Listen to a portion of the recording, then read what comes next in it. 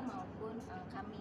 Tapi sebagai tim kuasa hukum, Ibu Paula memang menunjuk kami berdua. Oke, aman semua? Cukup. Oke. Pengadilan yang sangat jelas dalam proses persidangan ini. Kami menduga ada 3 poin dalam dugaan pelanggaran administratif. Yang pertama, jadi sebenarnya teman-teman, pada sidang bacaan putusan kami kuasa itu dilakukan secara e-court. Jadi e-court itu adalah melalui sistem tertutup, gitu ya, melalui email dan seterusnya. Tapi kemudian pada pelaksanaannya, Mbak Im Wong dan kuasa hukumnya datang ke pengadilan dan meminta majelis hakim untuk membukanya dan kemudian melakukan wawancara dengan media. Sementara kami sebagai kuasa dari Paula tidak diinformasikan terkait perubahan sistem persidangan. Dalam konteks hukum acara perdata itu melanggar ajas keseimbangan dan ajas untuk mendengar para pihak. Jadi kalau dalam konteks hukum perdata, setiap keputusan, setiap kesepakatan itu harus dilakukan oleh para pihak. Hakim harus melakukan itu ketika ada pihak termohon dan pemohon. Itu dugaan pelanggaran terkait pembacaan sidang putusan di mana kami tidak mendapatkan perlakuan yang sama.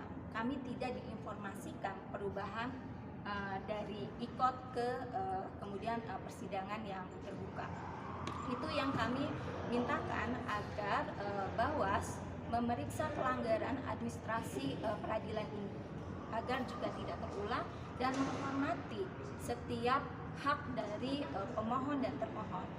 Kemudian isu yang kedua yang kami mintakan adalah terkait tersebarnya cuplikan atau putusan yang diklaim sebagai putusan perceraian Paula dan Mbak I. Dalam catatan kami, putusan itu masih dalam tahap minutasi. Minutasi itu adalah tahapan pemberkasan yang nanti akan disampaikan ke sistem pengarsipan dan kemudian baru diunggah di website putusan Go.id. Putusan untuk publik hanya bisa diakses melalui putusan Go.id dan itu melalui proses panduan sesuai SK Mahkamah Agung nomor 144. Namun kemudian ini tersebar sedemikian rupa dan kami menemukan ini dikonstruksikan untuk hal-hal dengan itikat yang tidak baik. Maka kami meminta Badan Pengawas untuk memeriksa ini putusan ini yang seharusnya belum sampai ke publik karena belum melalui proses pengunggahan di putusan Go.id, belum melalui panduan tata cara mengunggah gitu ya atau memproses sebuah putusan, tapi itu sudah dikonsumsi oleh publik dan yang utama adalah dampak yang bisa berpotensi diskriminasi terhadap perempuan dan anak. Itu yang juga kami mintakan untuk dilakukan penelusuran siapa dan bagaimana putusan itu bisa sampai kepada publik tanpa prosedur. yang ketiga, jangan lupa kita sudah punya undang-undang perlindungan data pribadi.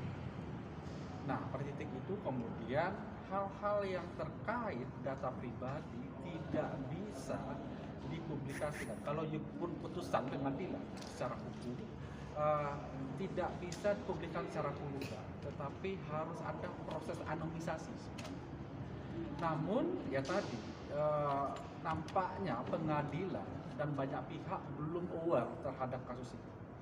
Bahwa kami melihat bahwa kasus Paula ini penting untuk dipelajaran bahwa ada hal yang paling terlanggar yaitu hak data pribadi atau hak privasi di sini. Yang seharusnya tidak disebar tapi kemudian dikonsumsi publik. Sehingga merugikan klien kami. Bahkan ada tindakan-tindakan yang mempunyai etikat buruk dengan sengaja mengkonstruksikan ada hal-hal yang berkaitan dengan privasi klien kami sehingga itu merugikan hak azazi klien kami. sehingga juga berdampak tidak hanya mental, ekonomi, tetapi juga masa depan. Tidak hanya klien kami, tapi juga anak-anaknya, Kiano, juga siapa? Kenzo. Nah, hal-hal ini penting untuk dilihat. Bahkan menurut kami kasus ini harus jadi pintu masuk untuk mereform juga. Bagaimana seharusnya minutasi perkara dipublikasikan secara layak, dapat dikonsumsi publik untuk kemaslahatan kita bersama.